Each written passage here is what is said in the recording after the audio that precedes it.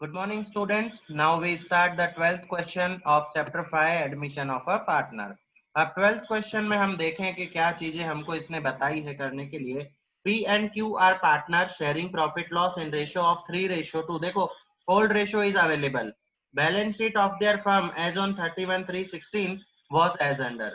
अब इस क्वेश्चन में हमको ये देखना है कि करंट अकाउंट दिया है या नहीं दिया. तो हमने बैलेंस शीट देखा पुराना, तो उसमें करंट अकाउंट की कोई इंफॉर्मेशन नहीं है. तो इस क्वेश्चन में करंट अकाउंट बनाने की कोई जरूरत नहीं है. हम सबसे पहले रिवैल्यूएशन अकाउंट बनाएंगे, पार्टनर्स कैपिटल अकाउंट बनाएंगे, कैश एंड बैंक अकाउंट बनाएंगे और न्यू बैलेंस शीट बनाएंगे. अब जैसे हम स्टार्ट करते हैं, सबसे पहले हम कैपिटल का बैलेंस रिकॉर्ड करेंगे.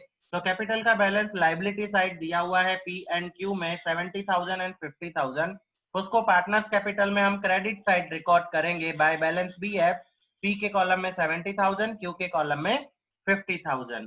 अब क्या करेंगे, अब कैश बैलेंस रिकॉर्ड करेंगे कैश के लेजर में. तो कैश बैलेंस हम लोग रिकॉर्ड करेंगे.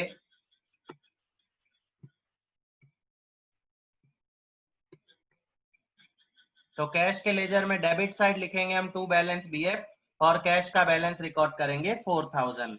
Now we start the adjustments. On above date they admitted R as a new partner. उन्होंने R को एडमिशन दिया है as a new partner. R will bring rupees 60,000 as capital in cash. R क्या कर रहा है, 60,000 capital लेके आ रहा है कैश में. तो R जो है कैपिटल लेके आ रहा है कैश में, तो हम जर्नल एंट्री क्या पास करेंगे, कैश बिजनेस में आ रहा है, कैश कम्स इन, तो cash account debit 60,000, R is giver, तो टू आर्स कैपिटल 60,000. अब एंट्री के अकॉर्डिंग पोस्टिंग जाएगी. कैश अकाउंट डेबिट हुआ है तो कैश के लेजर में जाएगा डेबिट साइड. हम डेबिट में लिखेंगे टू आर्स कैपिटल रुपीज 60,000 और आर का कैपिटल एंट्री में क्रेडिट हुआ तो पार्टनर्स कैपिटल में क्रेडिट साइड लिखेंगे हम लोग बाय कैश, और बाय कैश के सामने आर के कॉलम में लिखेंगे हम 60,000. देखो क्या लिखेंगे हम, क्रेडिट साइड लिखेंगे बाय कैश अकाउंट और आर के कॉलम में लिखेंगे 60,000. ये हुआ कैपिटल का posting. Now adjustment number second, goodwill is valued at ₹30,000. हमको टोटल गुडविल दे दिया है क्वेश्चन में, value of the goodwill of the firm हमको दे दिया है 30,000. जब भी इस तरीके की एडजस्टमेंट दी हुई होगी तो हमको बाकी की एडजस्टमेंट्स भी पढ़नी है. उसमें ये चेक करना है कि न्यू पार्टनर कैश में गुडविल लाएगा या नहीं लाएगा, क्योंकि दोनों मैटर में गुडविल का इफेक्ट अलग अलग होता है. इसीलिए हम इसके बाद वाली एडजस्टमेंट रीड करेंगे. उसमें बोला है R cannot bring his share of goodwill in cash. R जो है गुडविल का पैसा कैश में नहीं ला सकता है. तो मैंने आप लोगों को वेरी फर्स्ट डे जब इसकी थियरी बताई थी उस टाइम पे आपको एक कैलकुलेशन समझाई थी कि अगर पार्टनर कैश में गुडविल लेके नहीं आता है तो हम क्या करते हैं. सबसे पहले हम देखते हैं टोटल गुडविल कितना है. तो goodwill of the firm is given in adjustment ₹30,000. इस 30,000 में से हम क्या कैलकुलेट करेंगे, आर शेयर ऑफ गुडविल हम कैलकुलेट करेंगे. आर का शेयर और गुडविल का आएगा 30,000 इंटू 3 डिवाइडेड बाय 10. अब ये 3 डिवाइडेड बाय 10 कहां से आया, तो हम पूरे क्वेश्चन को देखेंगे ध्यान से. तो जो लास्ट एडजस्टमेंट है एडजस्टमेंट नंबर 8, एडजस्टमेंट नंबर 8 में बोला है new profit loss sharing ratio of all partners decided at 5:2:3. मतलब 3 जो लास्ट वाला जो रेशियो है 3 वो किसका होगा, आर का होगा, न्यू पार्टनर का होगा. तो न्यू पार्टनर का शेयर हमको पता चल गया 3 है. अब तीनों का टोटल करें 5:2:3, मतलब 5 + 2 7, 7 + 3 10, तो हमको मिलेगा डिवाइड में 10. तो हम आर का गुडविल कैलकुलेट करेंगे 30,000 इंटू 3 डिवाइडेड बाय 10, तो हमको आर का गुडविल मिल जाएगा. यहाँ पे कितना मिल जाएगा, 9,000. अब हमको पता चल चुका है कि आर जो है कैश में गुडविल लेके नहीं आ सकता है. तो हम क्या करेंगे, हम इस 9,000 को सैक्रिफाइस रेशो में डिस्ट्रीब्यूट करेंगे. अब सैक्रिफाइस रेशो कैलकुलेट करें, old ratio minus new ratio. Old हमारे पास अवेलेबल है क्वेश्चन की स्टार्टिंग में 3:2, तो 3/5 पी का और क्यू का हो जाएगा 2/5 ओल्ड रेशो. इसमें से माइनस करेंगे न्यू रेशो, तो पी का न्यू रेशो है जो लास्ट एडजस्टमेंट नंबर 8 में दिया हुआ है वो 5/10 और क्यू का है 2/10. अब यहाँ देखो नीचे के नंबर एक में 5 है एक में 10 है, तो दोनों नंबर इक्वल करने के लिए आप लोगों को मैंने कैलकुलेशन सिखाई हुई है, क्रॉस मल्टीप्लाई या तो फिर एलसीएम. उस मेथड से आप लोग इसको सॉल्व करोगे तो आपको पी का सेक्रीफाइस मिलेगा 1/10 और क्यू का सेक्रीफाइस मिलेगा 2/10. ऊपर वाला जो नंबर है वो हमारा सेक्रीफाइस रेशियो बनेगा, तो सेक्रीफाइस रेशियो आ जाएगा 1:2. तो ये जो 9000 का गुडविल हमको मिला है आर का, इस गुडविल का डिस्ट्रीब्यूशन सैक्रिफाइस रेशियो में करेंगे 1:2 में। जर्नल एंट्री क्या बनेगी, कैश तो आ नहीं रहा है हमारे पास, तो जो आर नया पार्टनर है उस नए पार्टनर के कैपिटल में से ही हम इस गुडविल का पैसा डिडक्ट करेंगे। तो आर के कैपिटल में से पैसा डिडक्ट होगा तो आर का कैपिटल डिक्रीज हो जाएगा, कम हो जाएगा, तो आर को डेबिट किया जाएगा। तो एंट्री बनेगी R's capital account debit 9000, to P's capital 6000 और to Q's capital 3000।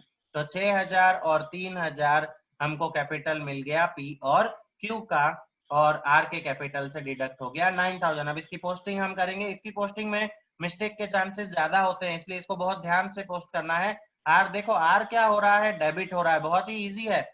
Are debit हो रहा है तो पार्टनर कैपिटल में हम डेबिट साइड लिखेंगे आर के कॉलम में। आर डेबिट हो रहा है तो आर के कॉलम में अमाउंट डाल देंगे हम 3000 एंड 6000 और अपोजिट नेम लिख देंगे। अपोजिट नेम मतलब जो एंट्री में क्रेडिट हो रहे हैं। कौन क्रेडिट हो रहा है, पी क्रेडिट हो रहा है तो to P's capital, Q credit हो रहा था इसलिए टू क्यूज कैपिटल। तो जर्नल एंट्री के अकॉर्डिंग अपोजिट नाम हमने लिख दिए, to P capital, to Q capital, और आर के कॉलम में हमने अमाउंट लिख दिया 3000 एंड 6000।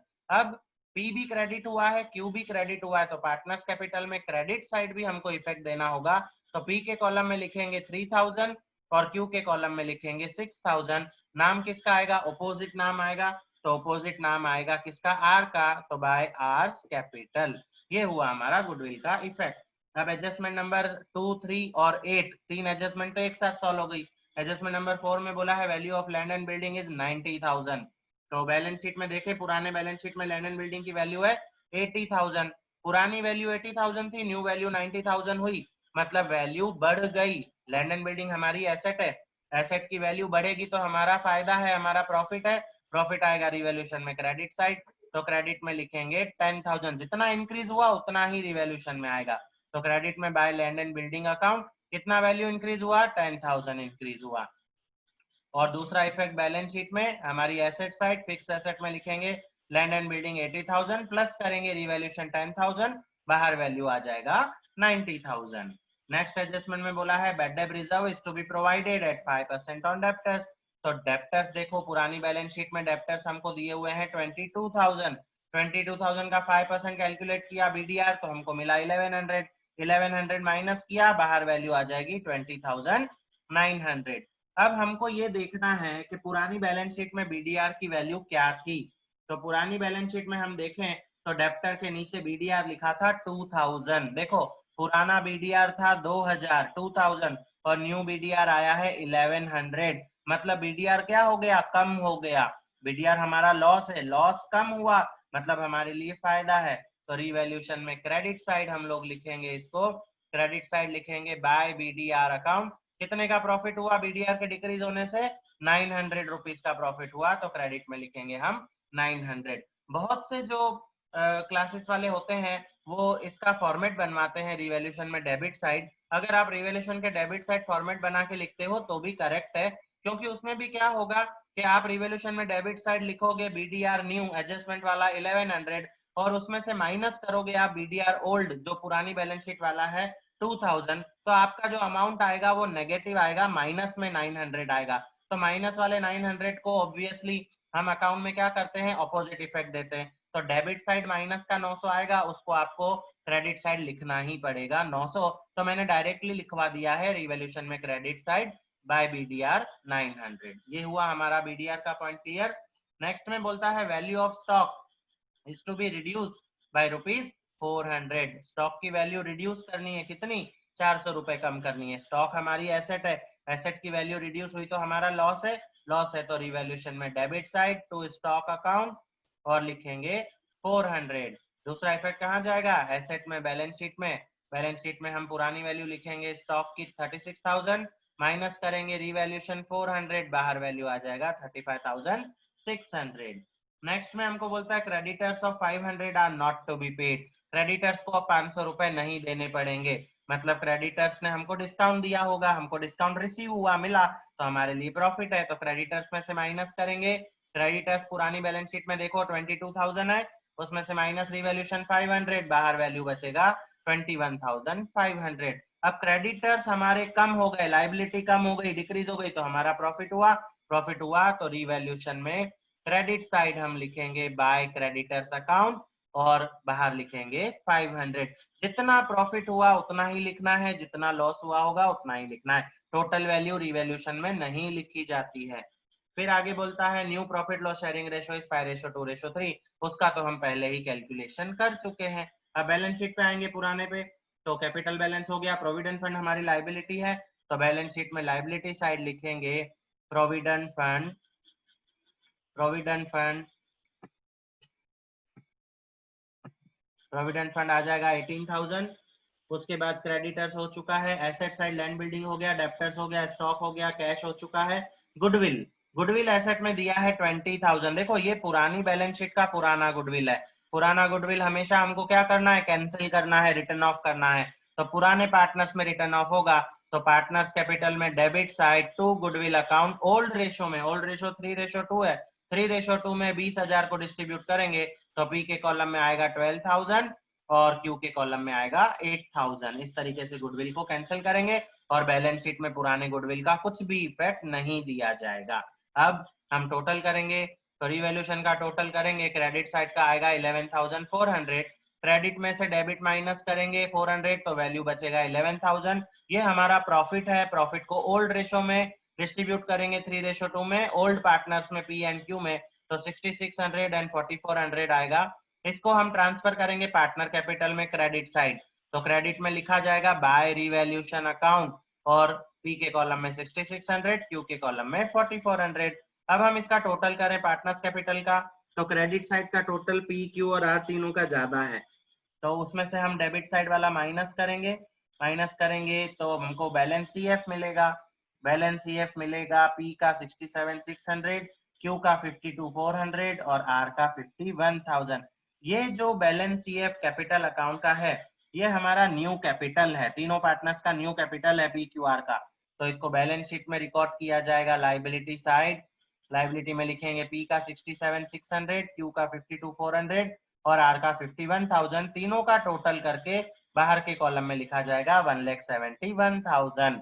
अब कैश का टोटल करेंगे तो टोटल डेबिट साइड ज्यादा होगा 64,000, क्रेडिट में कुछ माइनस करने के लिए है ही नहीं, तो as it is by balance CF लिख देंगे 64,000 और इसको एसेट साइड रिकॉर्ड करेंगे बैलेंस शीट में कैश बैलेंस 64,000। अब हम बैलेंस शीट का टोटल करेंगे, तो बैलेंस शीट का जब टोटल किया तो एसेट का टोटल होगा 2,10,500, लाइबिलिटी का भी टोटल हमको मिलेगा 2,10,500।